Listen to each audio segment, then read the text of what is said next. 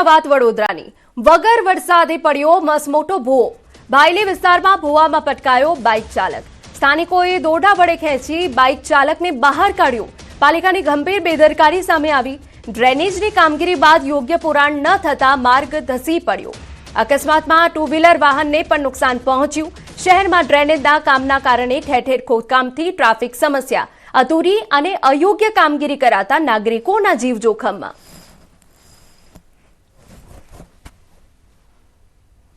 Two wheeler गाड़ी ने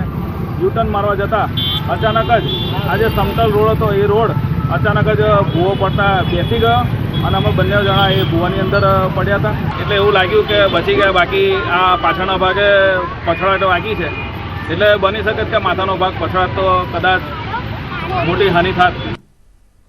સુરેન્દ્રનગરના થાન તાલુકામાં દીપડાની દહેશત સોનગઢ ગામની સીમમાં દેખાયો દીપડો રાત્રિના સમયે સીમ વિસ્તારમાં દીપડો દેખાયો 15 દિવસમાં 8 પશુઓનું મારણ કર્યું પશુપાલકો અને ગ્રામજનોમાં ભયનો માહોલ દીપડાને પાંજરે પૂરવા ગ્રામજનોની વન વિભાગને માંગ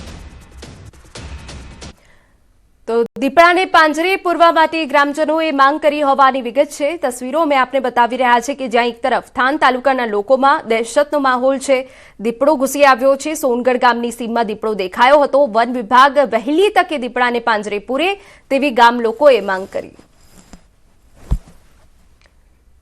સમાચાર અરવલ્લીમાંથી મોડાસા શહેર પાસે દીપડો દેખાયો જિલ્લા સેવા સદન વિસ્તારમાં દીપડો દેખાતા વન વિભાગને જાણ કરવામાં આવી વન વિભાગની ટીમ તાત્કાલિક સ્થળ પર દોડી આવી વન વિભાગની 3 ટીમો દ્વારા તાત્કાલિક સર્ચ હાથ ધરાયું ઉચ્ચ અધિકારીઓની હાજરી બાદ દીપડાને શોધવાની કવાયત.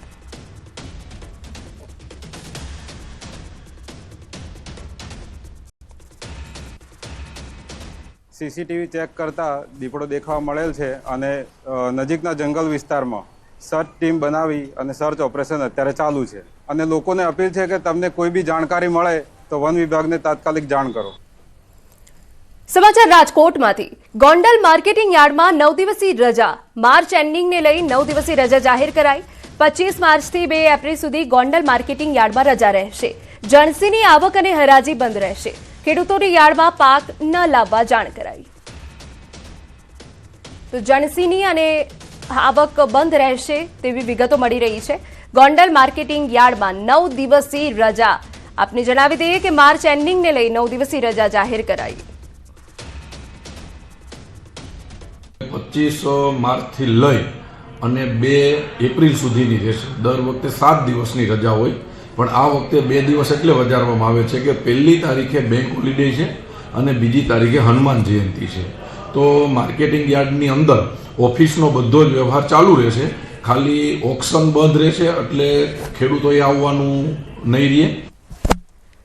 સમાચાર સુરતમાંથી કાપોદ્રા વિસ્તારમાં એસટી બસમાં આગ લાગી શોર્ટ સર્કિટના કારણે આગ લાગી હોવાનું અનુમાન ફાયર વિભાગને જાણ થતા ફાયર વિભાગ ઘટના સ્થળે પહોંચી આગ લાગતા બસ સંપૂર્ણપણે બળીને ખાખ આગ લાગતા કોઈ જાનહાનિ નહીં.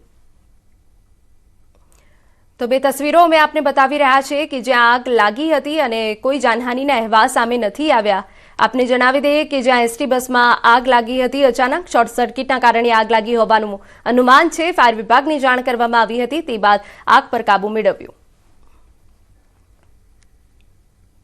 સુરતના જહાંગીરપુરામાં સોસાયટીમાં ક્રિકેટ ટુર્નામેન્ટ અને મેન્ટેનન્સ મુદ્દે થયેલી બોલાચાલી મારામારીમાં ફેરવાઈ 3 જેટલા શખ્સોએ એક યુવક પર હથોડીથી જીવલેણ હુમલો કર્યો ઘટનાની જાણ થતાં સોસાયટીના અન્ય રહીશો તાત્કાલિક દોડી આવ્યા અને વચ્ચે પડી બંને પક્ષોને અલગ કર્યા હતા જેના કારણે મોટી દુર્ઘટના ટળી ઇજાગ્રસ્ત યુવાનને પ્રાથમિક સારવાર આપવામાં આવી હોવાનું જણાવવામાં આવ્યું છે ઘટનાની ગંભીરતાને ધ્યાનમાં રાખીને જહાંગીરપુરા પોલીસે ફરિયાદના આધારે ગુનો નોંધી તપાસ શરૂ કરી અને આરોપીની શોધખોળ હાથ ધરી આ ઘટનાએ સોસાયટીમાં રહેતા અન્ય રહીશોમાં પણ ભયનો માહોલ ઉભો કર્યો છે.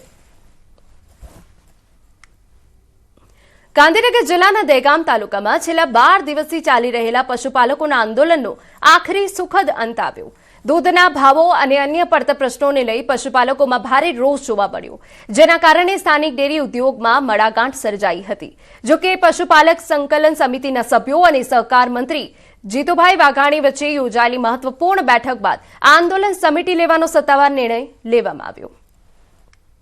મારા સહકાર મંત્રી જીતુભાઈ વાઘાણી સાહેબે કે જે ત્યાં એમના રૂબરૂમાં મોહનબેન બોલાવેલ અને જે ચર્ચા કરી અને જે અમારા પ્રશ્નો હતા એના લેખિતમાં એમને બી જવાબદારીએ કીધું કે બોયદરી અને મધ્યસ્થી તરીકે જીતુભાઈએ કીધું કે આમાં કોઈ પણ તકલીફ પડે તો હું તમારી જોડે અડધી રાતે બેઠો છું એવું અમને ભાજપના સંગઠને કીધું અને સહકાર મંત્રી સાહેબે કીધું એટલે અમે આટલાથી આંદોલન પૂર્ણ જાહેર કરીએ છીએ. જીતુભાઈ વાઘાણી સાહેબના ત્યાં મિટિંગ થઈ, ત્યાં મોહનભાઈ ભરવાડને રૂબરૂ બોલાવવામાં આવ્યા અને પશુપાલકોના પ્રશ્નો વિશે પશુપાલકોએ જે પ્રશ્નો મૂક્યા એમના સાથે મોહનભાઈ બધા પ્રશ્નોમાં સંમત થઈ અને બધા પ્રશ્નોને મંજૂરી આપીને એમાં સાહેબશ્રીએ જાતે વાઘાણી સાહેબશ્રીએ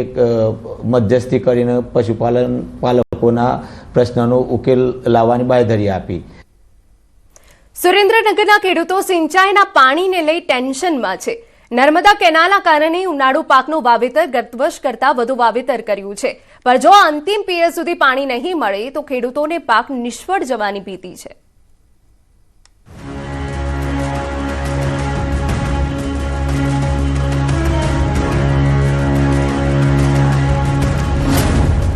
સિંચાઈ માટે મળે નિયમિત પાણી, પાણી નહીં મળે તો વાવેતર થશે બરબાદ.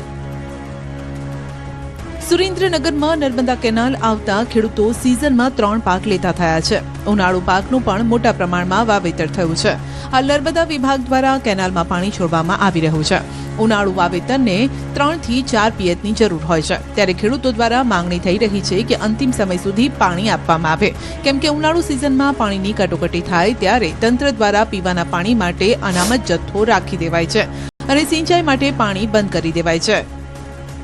ઉનાળુ પાકમાં અડદ, મગ, તલ અને જુવારનું વાવેતર કર્યું છે. ચોમાસુ પાક અને શિયાળુ પાક નિષ્ફળ જતા ખેડૂતો એ આશા કે પોતાનું પરિવારનું ગુજરાન ચલાવી શકવી, તો ઉનાળુ પાકમાં કંઈક વરે તો આગામી ચોમાસુ પાક પણ લઈ શકવી. પણ અત્યારે તો નર્મદા કેનાલ ચાલુ છે, પણ પાછળથી તંત્ર જો બંધ કરી દેશે તો ખેડૂતોને મોટા પાયે નુકસાન થશે, કેમ કે એક એકર દીઠ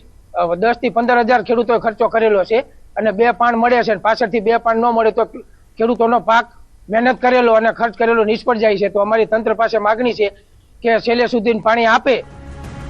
ગત સિઝન માવઠાના કારણે નિષ્ફળ ગઈ હતી. ખેડૂતોએ ઉનાળુ પાકનું સારું એવું વાવેતર કર્યું છે, તે આશા સાથે કે કેનાલમાં અંતિમ પિયત સુધી પાણી મળી રહેશે. તે માટે મોંઘા બિયારણ, દવા સહિતનો એકર દીઠ 10 થી 15,000નો ખર્ચ કર્યો છે. પણ જો અંતિમ પિયત સમયે તંત્ર દગો દેશે તો ખેડૂતોને આ ખર્ચો માથે પડશે. મેં અત્યારે 15 વીઘાનું વાવેતર કર્યું તલનું. ચોમાસા પાકમાં નિષ્ફળ જીવ એટલે કંઈ આવક આવી નથી અને અત્યારે 10 થી 15,000 રૂપિયા એકરે ખર્ચો થયો અને પાણી આપવાની સરકારે જાહેરાત કરી. છેલ્લે સુધી પાણી આપે તો આ પાક મારો ઇનામ બચાવ રહે અને આમાંથી 5 રૂપિયાની આવક મળે. અત્યારે સરકારને એક જ અપીલ કે મોડે સુધી પાણી ચાલુ રહે અને અમારા પાકને પાણી પૂરતું મળી રહે. આ વર્ષે પણ 30,801 હેક્ટર જમીનમાં ઉનાળુ પાકનું વાવેતર થયું છે, જે ગત વર્ષ કરતાં 6,000 હેક્ટર વધુ છે. જિલ્લામાં તલ, અડદ, જુવાર, ચારા સહિત મોટા પ્રમાણમાં વાવેતર થયું છે. આપણે જોઈએ સુરેન્દ્રનગર જિલ્લાની અંદર તો સામાન્ય રીતે ઉનાળાની અંદર તલનું વાવેતર થતું હોય છે, થોડા મગફળી થતી હોય, ઘાસચારો હોય છે, શાકભાજી હોય છે, વિવિધ પાકો વવાતા હોય છે. આપણે એવરેજ પણ જોઈએ તો લગભગ 32 થી 35,000 હેક્ટર જેટલી ઉનાળુ વાવેતર થતું હોય છે, જેમાં હાલ આપણે આજની તારીખે જોઈએ તો અમારી જોડે મળેલા આંકડા મુજબ લગભગ 30,000 હેક્ટર જેટલું વાવેતર થયું છે, જેમાં આપણે તલ જોઈએ તો 17,000 હેક્ટર છે, શાકભાજી જોઈએ તો 1,218 હેક્ટર છે, મગફળી 2,400 હેક્ટર જેટલી થઈ છે. એમાં ગત વર્ષે કરતાં થોડુંક તલનું વાવેતર વધ્યું છે અને તલનું વાવેતર આમ જોઈએ તો 20,000 હેક્ટર છે, જેની સામે 17,000 હેક્ટર થયું છે.